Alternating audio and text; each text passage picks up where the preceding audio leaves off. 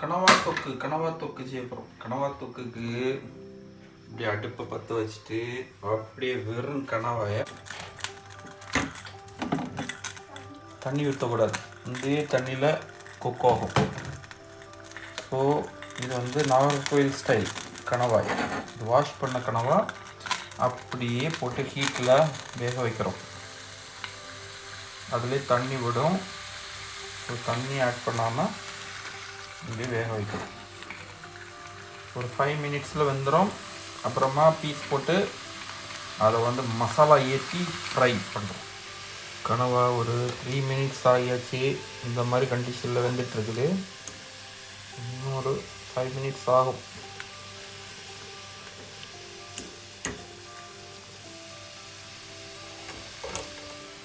இப்போ கம்ப்ளீட்டாக எல்லா வாட்டரும் வெளியே வந்துடுச்சு. ஸோ இந்த தண்ணியிலே அது வேகுது. ஸோ கனவா நல்லா வெந்துடுச்சு. ஸோ ஆஃப் பண்ணிடுவோம்.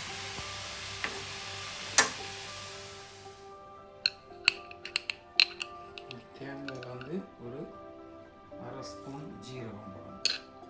அப்புறம் ஒரு 1/2 ஸ்பூன் வத்தல் பொடி, ஒரு 1/4 ஸ்பூன் மஞ்சள் பொடி, அப்புறம் ஒரு 4 பல்லு வெள்ளைக்கூடு பூண்டு, இவ்வளோ போட்டு தண்ணி விடாமல் திருன்னு அரைக்கவும். இதில் நாம் பச்சை மிளகாய் சேர்ப்போம். ஆகையால் சிறிதளவு மட்டும் இருக்குது, காஷ்மீரி சில்லி, சிறிதளவு மட்டும் சேர்க்க வேண்டும். என்ன சேர்க்க வேண்டும்? பச்சை மிளகாய் சேர்ப்போம். அதனால் வத்தல் பொடி கொஞ்சம் சேர்க்கணும். சரியா? ஒரு 4 பல்லு வெள்ளைக்கூடு போட்டு பார்ப்போம். அதை சேர்த்து போட்டு தண்ணி விடாமல் கிர் அரைக்கணும். போடு ஒரு 1/4 ஸ்பூன் போடு. தக்காளி போடு. அடுத்தது 4 பல்லு வெள்ளைக்கூடு எடு. இப்போ ஒரு 4 பல்லு பூண்டு போடுறோம். போடு. குறை அரைப்போம்.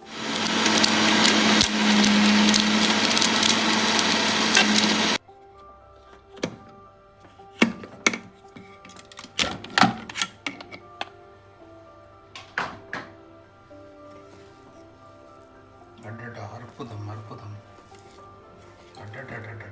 அற்புதம் அற்புதம். அப்படியே பிச்சு போடணும். கையாலேயே பிச்சு வந்துடும். சரியா?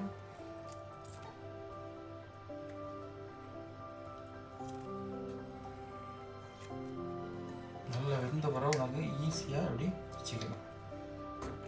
புரியுதா? இதெல்லாம் நீங்கள் எப்போ கற்றுக்க போகிறீங்க? கத்தி இருந்தால் கத்தி வச்சு கட் பண்ணி போடலாம். ஆனால் எடுத்து போட்டால் தான் நல்லா இருக்கும்.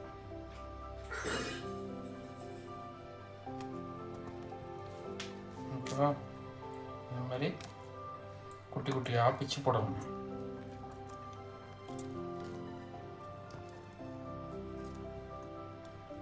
பிச்சு போட்டதுக்கு பிறகு எண்ணெய் விட்டு தாளித்து கடுகு, கருவேப்பிலை, உளுந்தம்பருப்பு இவை அனைத்தும் சேர்த்து வெங்காயம் விட்டு வதக்கி, சிறிய வெங்காயத்தை வதக்கி, அதன் பிறகு இந்த கணவாயை போட்டு நன்றாக பிரட்டி வறுக்க வேண்டும்.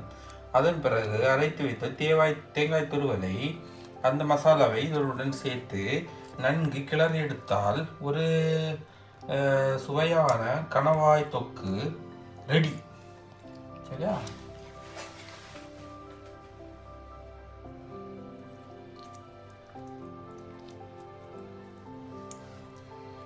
இந்த கணவாய் நன்றாக வேகாத காரணத்தினால் அந்த இடம் மட்டும் ஹார்டாக இருக்கும். மற்றபடி அருமையான டேஸ்ட். மனம் எப்படி இருக்குதா? இது கரெக்டாக செஞ்சிற பக்குவத்தில் செஞ்சால் செம்ம டேஸ்ட்டு. புரியுதா?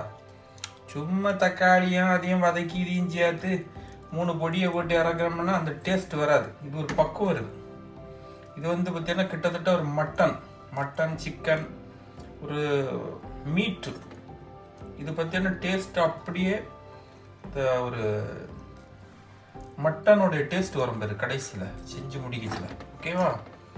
இது கனவானே நம்ப மாட்டாங்க. இதெல்லாம் நாகர்கோவில் மட்டும் தான் செய்கிறது இந்த மாதிரி மெத்தடு. வேறு எங்கேயும் கிடையாது. புரியுதா? പറഞ്ഞ മനസ്സിലായല്ലേ? ஓகே, இப்படி நல்லா பொடி பொடியா கட் பண்ணி போட்டாச்சு. சரியா?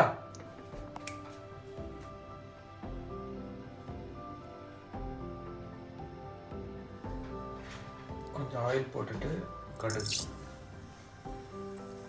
அப்புறம் கருவேப்பிலை, அப்புறம் கொஞ்சம் ஜீரகம், கொஞ்சம் உளுந்தம்பருப்பு, இவ்வளோ போட்டு நம்ம தாளிக்கிறோம். கருவேப்பிலை இல்லை, அதனால் கருவேப்பிலை மிஸ்ஸிங். ஜீரகம், காஞ்ச மிளகாய், கொஞ்சம் பெருஞ்சீரகம், சின்ன வெங்காயம்,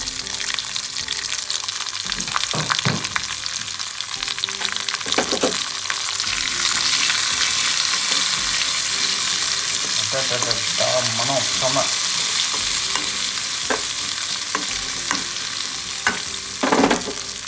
இனி குட்டு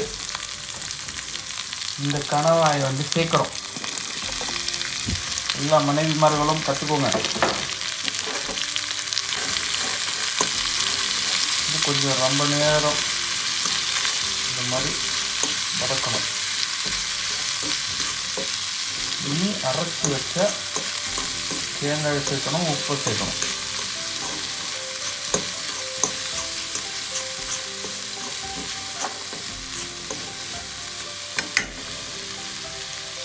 உப்பு சேர்க்குறேன்.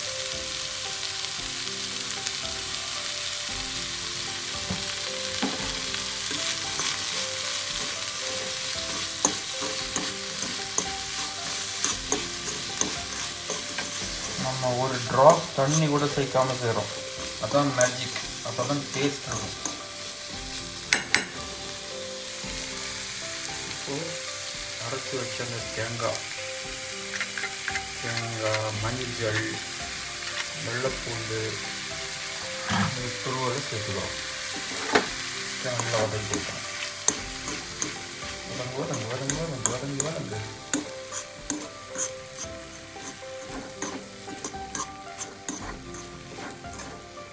கலர் சேஞ்ச் ஆகிற வரைக்கும் இது வதக்கி கொடுக்கணும்.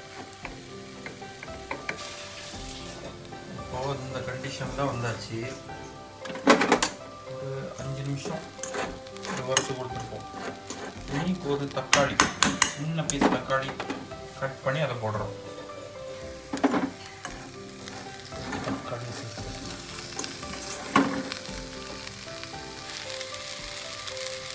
இப்போது கடம்பா துவரன், கடம்பா தொக்கு, அப்புறம் என்ன பேர், கனவா தோரன், கனவா தொக்கு தயார்.